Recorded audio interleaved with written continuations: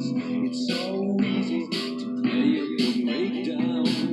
It's so easy to fly through a window. It's so easy to move with the sound.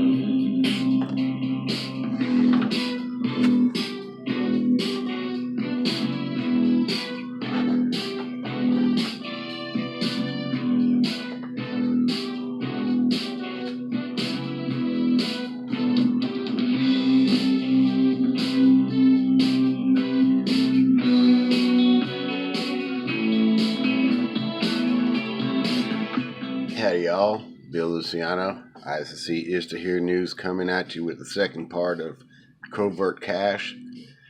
Enjoy the tunes of the cars moving in stereo as I get it together. Love you. Pray for you always. Please, please, please share with somebody you know, especially somebody in college. Together, so tough.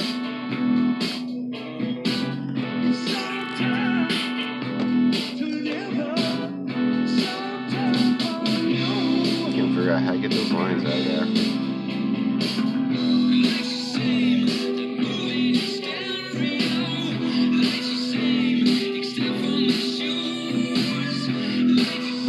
Alright, let's get serious now. Second part of Covert Cash coming at you.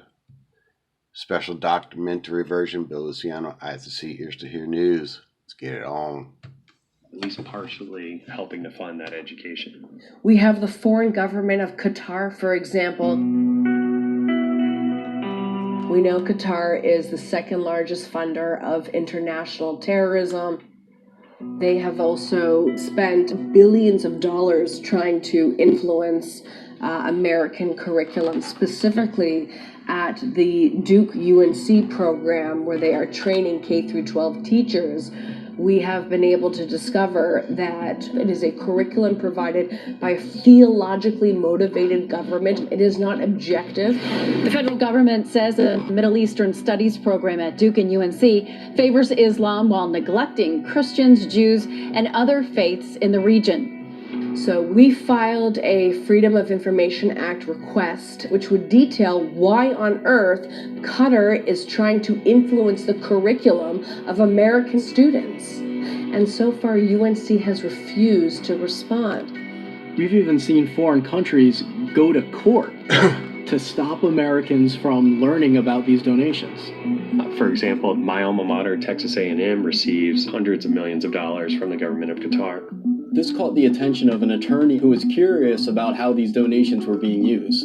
We decided we'd ask them where hundreds of millions of dollars of foreign funding were going and what kind of stipulations were attached to its use. They filed a FOIA request to get this information, but at the last minute, Qatar sued the state of Texas to block release of this contract. Texas A&M refuses to divulge.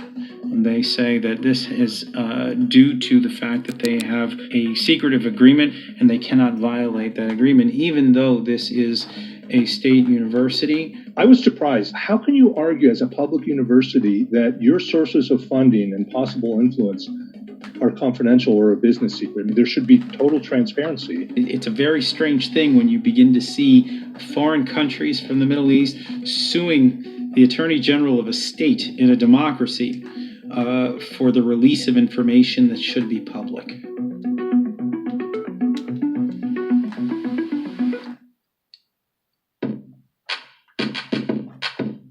Hi, welcome to NYU Abu Dhabi.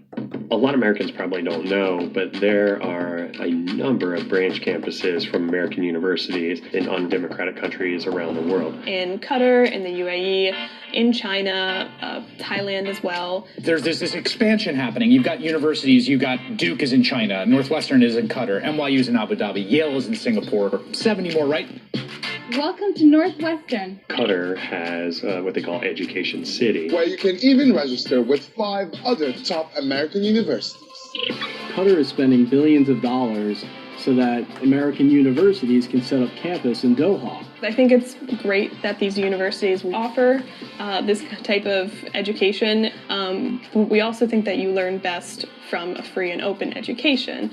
And the concern here is that universities are maybe promising something that they can't deliver.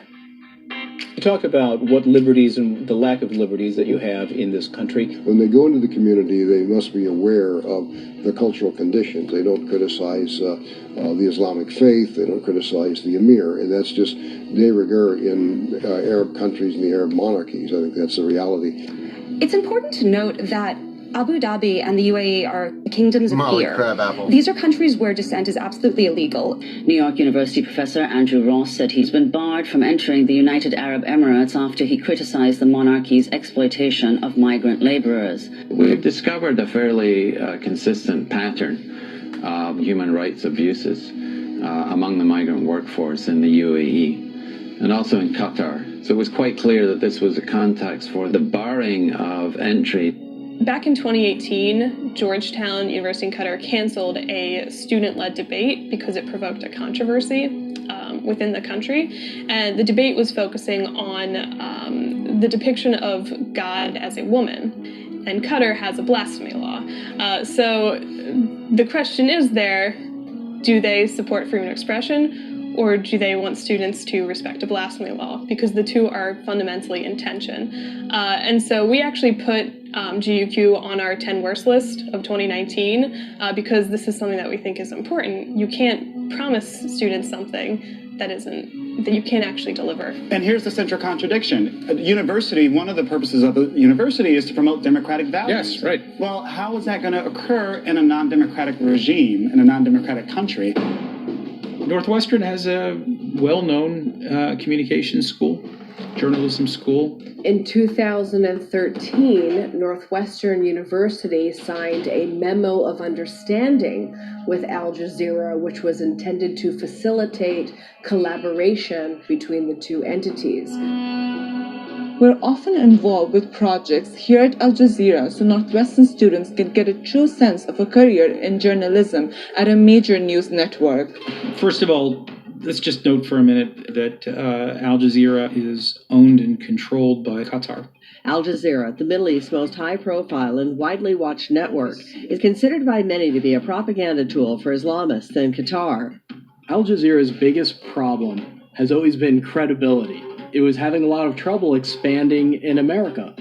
Al Jazeera America was shuttered in 2016. Lots of turmoil centering on charges of discrimination, racism, bias, and various resulting lawsuits. And so Al Jazeera decided to rebrand itself as AJ Plus. AJ Plus is Al Jazeera's opportunity to tackle a new audience. Al Jazeera is one of the most influential Islamist propaganda pro-terror outlets in the world. Al Jazeera most recently got into trouble because they were promoting Holocaust denial in their videos. ينقسم الناس إلى مجموعات ما بين من ينكر الإبادة أو حتى من يتهم الحركة الصهيونية بتضخيمها لصالح مشروع. Most of the people, I bet you, who tune into AJ Plus don't even realize that it's an entity of a foreign government with a very specific purpose and goal to influence American public opinion. Essentially what was happening was the government of Qatar and Al Jazeera were hiring Northwestern University to have its students build Al Jazeera's credibility and improve and expand its operations, including on American soil. Soon I'll be off to Washington, D.C. for my residency at a news network, so I'm really excited to get more hands-on experience and really put to use what I've learned so far. This is a war of ideas. We have said this all along. It is not a war of weapons, it is a war of ideas.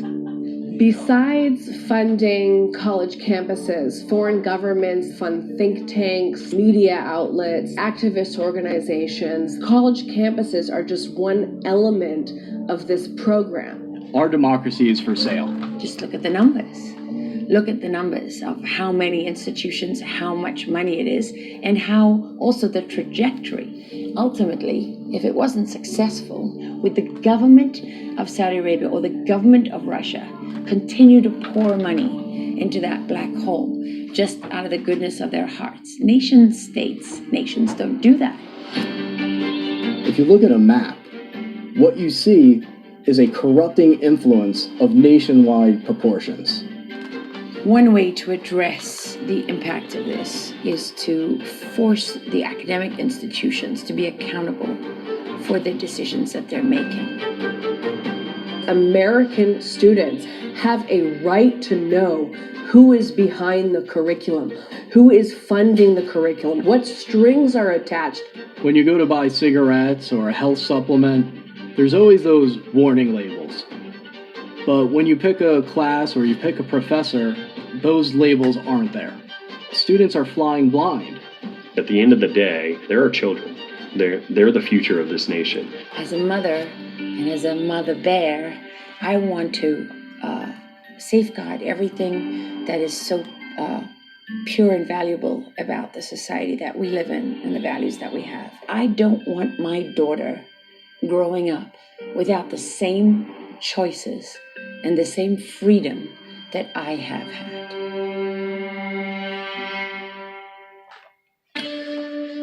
All right, y'all, that's the end of it. So, yeah, please leave me a comment. Let me know what you think. Bill Luciano, Eyes to See, Ears to Hear News coming at you. Love you. Pray for you always. Please, please, please share with somebody in college that you know.